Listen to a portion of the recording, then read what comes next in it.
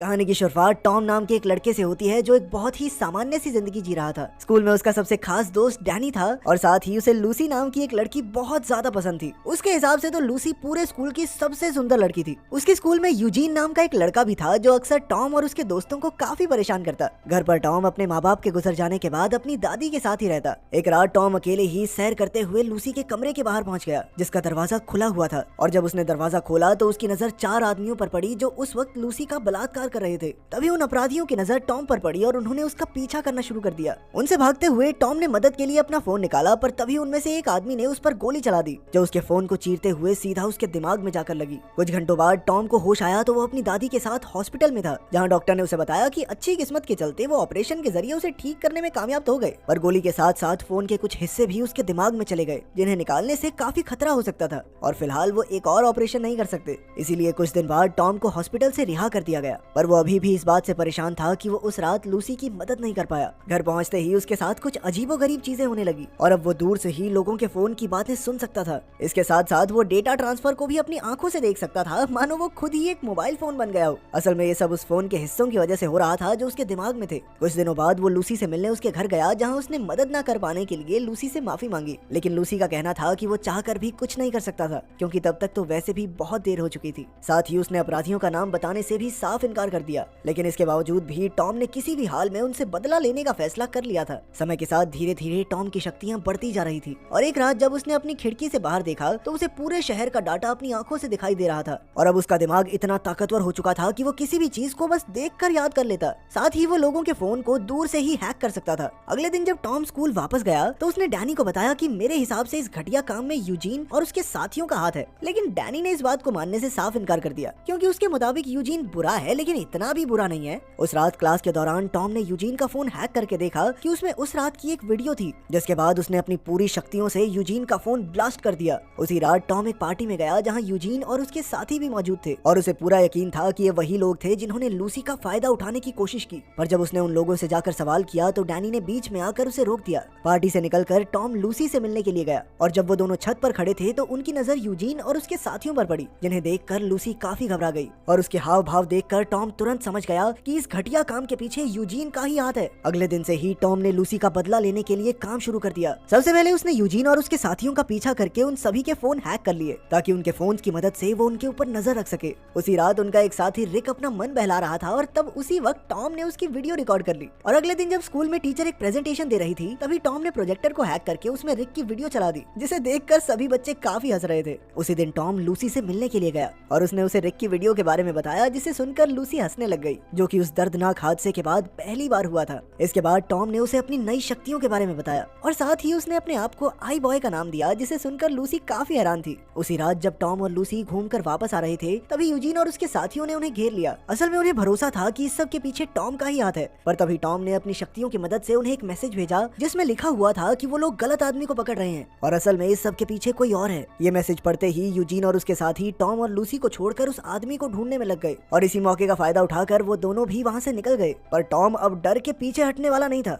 उसी रात जब यूजीन और उसके साथी एक गाड़ी में बैठे थे तो टॉम ने उस गाड़ी को बंद करके उसमें आग लगा दी जिसके बाद उसने रेडियो को हैक करके उनसे लूसी को परेशान करने की वजह पूछी और इस सब से डर कर रिक ने आखिरकार अपना मुंह खोल ही दिया कि उन्हें ये काम करने के लिए कर्ट्स नाम के एक आदमी ने कहा था। अपने सवाल का जवाब मिलते ही टॉम ने उन सबको गाड़ी से निकाल कर गाड़ी को पूरी तरह जला दिया। कर्ट्स का नाम मिलते ही टॉम ने उसके बारे में सारी जानकारी निकालना शुरू कर दिया और जल्द ही उसे कर्ट्स का पता भी मिल गया जहाँ उसके कई सारे साथी मौजूद थे और उन्हीं लोगों में टॉम का सबसे खास दोस्त डैनी भी था। उन सब का ध्यान भटकाने के लिए टॉम ने कमरे के टीवी पर एक वीडियो चलाई जिसमें कोई कर्ट्स की गाड़ी पर पेशाब कर रहा था। ये देखते ही सभी लोग गाड़ी की तरफ भागे और इसी मौके का फायदा उठाकर टॉम उस कमरे में घुस गया जहाँ सबसे पहले उसने अपनी शक्तियों की मदद से सभी इलेक्ट्रॉनिक डिवाइसेस को खराब कर दिया और तभी उसकी नजर ड्रग्स के पैकेट पर पड़ी जिन्हें वो अपने साथ ले आया पर उसका प्लान अभी खत्म नहीं हुआ था और उसने उन ड्रग्स को छोटे छोटे पैकेट्स में डालकर यूजीन और उसके साथियों के कमरे में रख दिया जिसके बाद उसने पुलिस सिस्टम को हैक करके उसमें इन ड्रग्स की जानकारी डाल दी और इसके थोड़ी ही देर बाद पुलिस वालों ने उस घर में छापा मारकर यूजीन और उसके साथियों को भी अरेस्ट कर लिया। उधर जब कर्ट्स अपने खाते से पैसे निकालने गया तो वो पहले ही खाली हो चुका था और ये काम भी टॉम का ही था।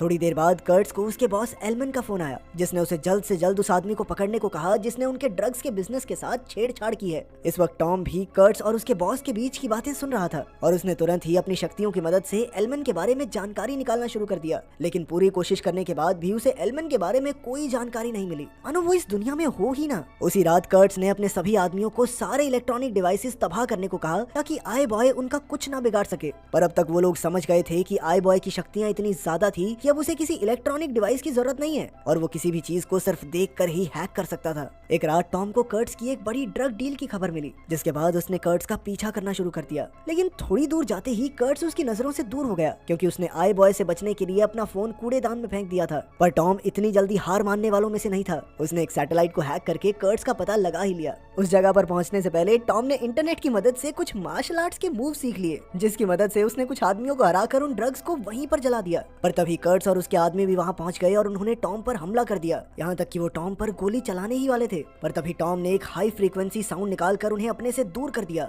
अगले दिन जब टॉम की आंख खुली तो वो एक नदी के किनारे पड़ा हुआ था और ठीक उसी वक्त लूसी स्कूल में एग्जाम देने के लिए उसका इंतजार कर रही थी, क्योंकि टॉम ने उसे वादा किया था कि वो दोनों साथ में एग्जाम देने जाएंगे। पर बदकिस्मती से टॉम एग्जाम खत्म होने के बाद स्कूल पहुंचा, जिस वजह से लूसी उससे काफी नाराज थी। बंदा चाहे मर जाए, ये औरत जात समझ नहीं सकती बात को कभी। खैर तभी अचानक उनकी नजर रिक की लाश पर पड़ी, जो स्कूल बिल्डिंग में ही लटकी हुई थी। ये देखकर सभी लोग काफी घबरा गए थे। थोड़ी देर अपना मन हल्का करने के लिए टॉम अपने दोस्त डैनी से मिला, पर डैनी पहले ही आई बॉय पर काफी गुस्सा था, क्योंकि उसका मानना था कि आई बॉय की दखल अंदाजी की वजह से ही रिक ने अपनी जान दी थी। उसकी ये बात सुनकर टॉम को काफी ज्यादा बुरा लगा और उसने अपने प्लान को यहीं पर बंद करने का फैसला किया। इसके बाद वो सीधा डॉक्टर के पास गया और उसने डॉक्टर को बचे हुए मोबाइल के हिस्से उसके दिमाग से निकालने को कहा। लेकिन डॉक्टर का कहना था कि वो अभी भी ऑपरेशन नहीं कर सकते, क्योंकि अगर उन हिस्सों को अभी निकाला गया तो टॉम की जान भी जा सकती है। डॉक्टर का ये जवाब सुनकर टॉम सीधा अपने घर चला गया, जहाँ उसकी दादी को पहले ही कर्ट्स, एल्मन और उसके साथियों ने बंदी बना रखा था। पर टॉम एल्मन के चेहरे को ठीक से नहीं देख पा रहा था, मानो किसी चीज ने बीच में ही दीवार खड़ी कर रखी हो। इसके बाद एल्मन ने उसे बताया कि वो पहले से ही टॉम के बारे में सारी सच्चाई जानता था, उसकी शक्तियाँ, उसके दोस्त और उसका पता भी। इसके बाद उसने टॉम को एक वीडियो दिखाई जिसमें यूजीन और उसके साथियों ने लूसी को बंदी बनाया हुआ था और अब टॉम को चुपचाप एल्मन की सारी बातें माननी होंगी, वरना वो लोग लूसी को मार डालेंगे। असल में टॉम की शक्तियों का राज किसी और ने नहीं बल्कि डैनी ने ही एल्मन को बताया था, और वो भी सिर्फ चंद पैसों के लिए।